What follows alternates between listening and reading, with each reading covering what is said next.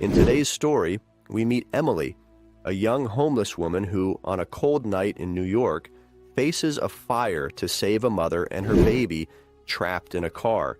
Her act of bravery brings her closer to the woman she saved, revealing a journey of friendship, overcoming challenges, and an unexpected rebirth. So, what would you do if you were in that situation?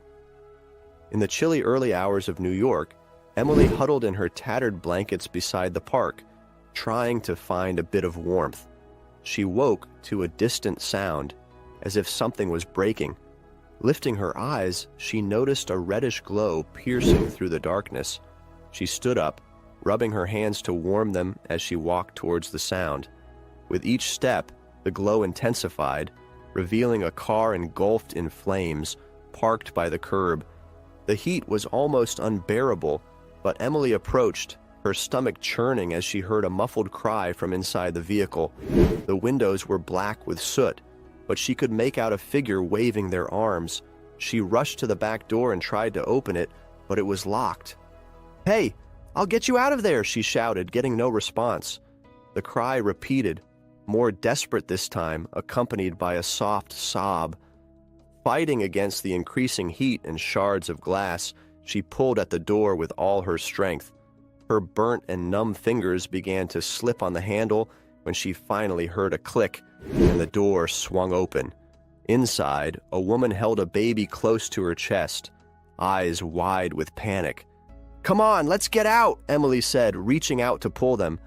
The woman hesitated, but seeing the flames nearing the back, she accepted the help. "Hold on tight," Emily ordered, pulling her out and helping to carry the baby. The flames already licked the asphalt around the car as Emily and the mother ran away. They stopped only when they reached a safe distance. The mother's face was covered in soot, and she breathed heavily, but she hugged the baby tightly against her chest and looked at Emily with tears in her eyes. "Thank you. I don't know what I would have done without you." Emily said nothing, just nodded and vanished into the darkness as sirens began to wail in the distance. Firefighters worked swiftly to extinguish the flames engulfing the car, while medical teams attended to Rachel and her baby on site before taking them to the hospital. Rachel held her son tightly, still in disbelief that they had survived. The image of the young woman who rescued them lingered in her mind. She wanted to thank the stranger, but the girl had vanished into the night. At the hospital, after exams and treatment, Rachel reached out to the police and local media, pleading with a choked voice, "Please, help me find the girl who saved our lives. She's our hero, and we need to thank her." The story quickly spread through the news with headlines like, "Unknown Heroine Wanted." Reporters interviewed park-goers and homeless residents, trying to uncover any clue about the young woman who disappeared into the darkness. Rachel, still fragile, gave daily interviews, crying as she recalled the night of the fire. "She risked her life for us without even thinking twice. I don't know where she found so much courage, but thanks to her, I'm here with my son," she said, tears streaming down her face. "Please help us find her. I want her to know how grateful we are and how she changed our lives forever." For days, the search continued. Reporters scoured the city, increasing the sense of urgency. Witnesses provided vague descriptions, but a caregiver at a shelter remembered a young woman named Emily who matched the description. "She comes here every now and then," the caregiver said. "She's quiet, always wary. If you're patient, maybe you can talk to her." With the caregiver's help, journalists waited. The next morning, Emily appeared at the shelter, trying to keep a low profile. When approached and informed about Rachel's search, she hesitated, distrustful, but the caregiver's sincere plea convinced her to consider a meeting. Meanwhile, at the hospital, Rachel waited, hoping the young heroine would respond to her plea. She believed the entire city cared about her search. At the shelter, Emily hesitated as the caregiver tried to reassure her. "You can trust us. Rachel just wants to thank you," the caregiver said in a gentle tone. After a few moments of uncertainty, Emily finally agreed to meet Rachel.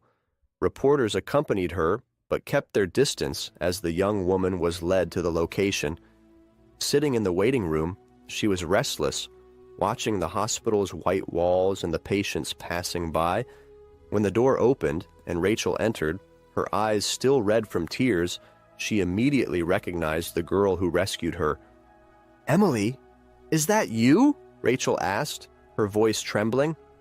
"It's me," Emily replied, averting her gaze, trying to avoid the awkwardness. Rachel walked up to her and knelt, taking Emily's hands. "Thank you. Thank you for saving my life and my baby's," she said, the words coming out between sobs. "You're our hero. I could never have gotten out of that car alone. Please, let me do something for you." Emily, uncomfortable with so much emotion, murmured, "It was nothing. Anyone would have done the same." "No, they wouldn't have," Rachel insisted. "You didn't hesitate before risking your life to save us, and I can't just let that go. I know you're living on the streets, and I'd like to help you find a better place." The proposal surprised Emily, who was accustomed to rejection and distrust. "I don't know. I've been living like this for a while. I don't want to be a bother," she said, unsure. "You're not a bother," Rachel assured her with conviction. "Give me a chance. Let's find a way together." Emily remained silent for a few moments, weighing Rachel's words. She finally agreed with a slow nod. "Okay, I accept." Rachel, relieved, hugged Emily, and the two shared a moment of tears and understanding. For Rachel, it was a chance to give back. For Emily, a glimmer of hope and trust. Rachel welcomed Emily into her home with a mix of anticipation and apprehension. She prepared a simple but comfortable room, offering what she could to make Emily feel welcome. At first, the young woman seemed reluctant to accept, but the warmth with which Rachel and the baby greeted her softened her defenses. The first days were an adjustment for both of them. Rachel wanted to help Emily find a job so she could rebuild her life, but she knew she couldn't force her.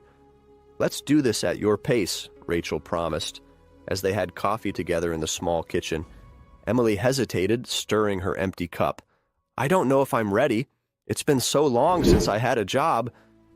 "That's okay," Rachel replied, understandingly. "I just want you to know that I'm here to help."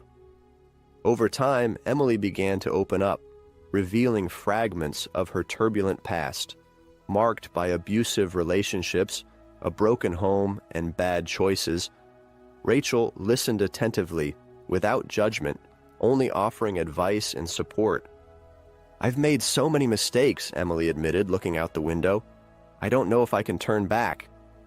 "We all make mistakes," Rachel said, encouraging her, "but you're so much more than your past, and you took a huge step by saving our lives." Emily gradually gained confidence, accepting Rachel's suggestions to look for local jobs. After a few weeks, she landed a job as an assistant at a convenience store. The salary was modest, but it gave Emily the stability she longed for. With a more stable routine, the friendship between them strengthened. Rachel, still facing challenges as a single mother, found in Emily a friend and confidant. Together, they began to overcome their traumas and fears, supporting each other. "I wouldn't be here if it weren't for you," Emily said one night as they organized toys in the baby's room. "You believed in me when I didn't even believe in myself." "And you gave us a second chance at life," Rachel replied, smiling. "I'd say we're even."